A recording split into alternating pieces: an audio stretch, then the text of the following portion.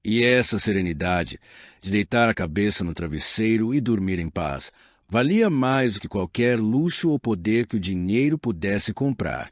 Antônio caminhou entre as pessoas no aeroporto até desaparecer na multidão.